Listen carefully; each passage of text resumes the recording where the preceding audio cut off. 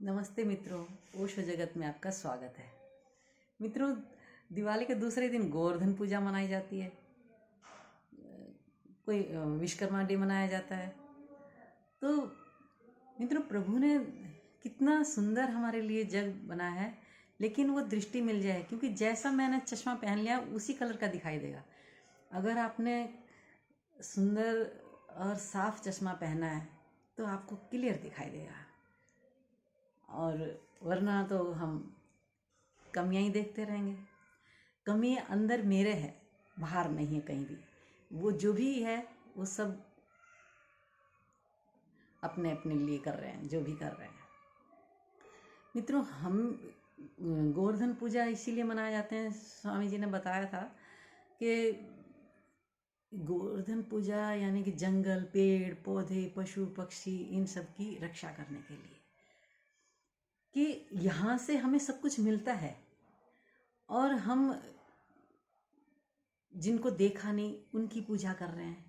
वो इंद्र देवता इसीलिए तो कुपित हो जाते हैं। लेकिन जब हमारा दृढ़ निश्चय होगा, जो हमारा मार्ग ठीक है, तो हमें रास्ते मिल जाएंगे।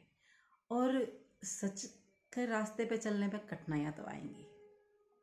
वो कठिनाइयाँ हमें पकाती हैं, हमें मजबूत बनाती हैं, हमारे अंदर दृढ़ता आती है, हमें सूझ बूझ आती है, हमें अपनी गलतियों का भी एहसास होता है। तो ये सब भी जरूरी है।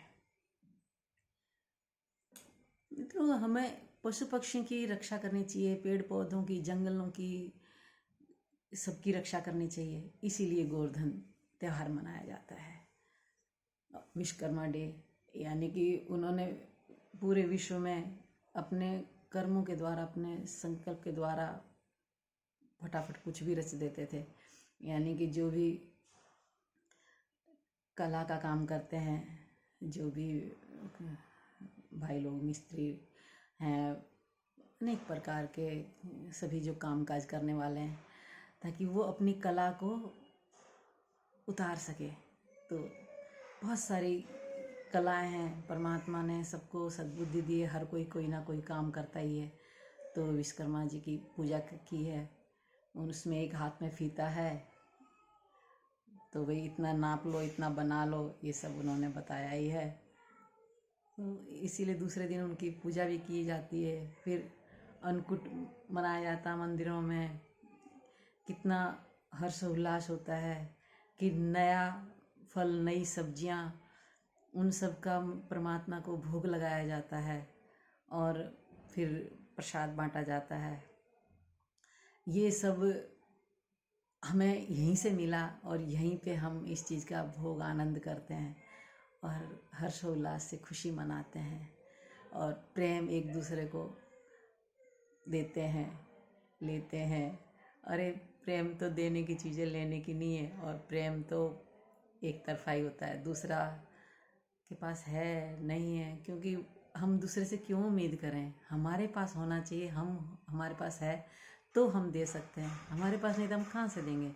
इसलिए किसी से उम्मीद ना करो कि वो मुझे दे।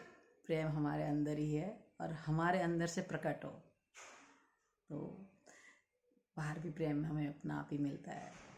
धन्यवाद मित्रों।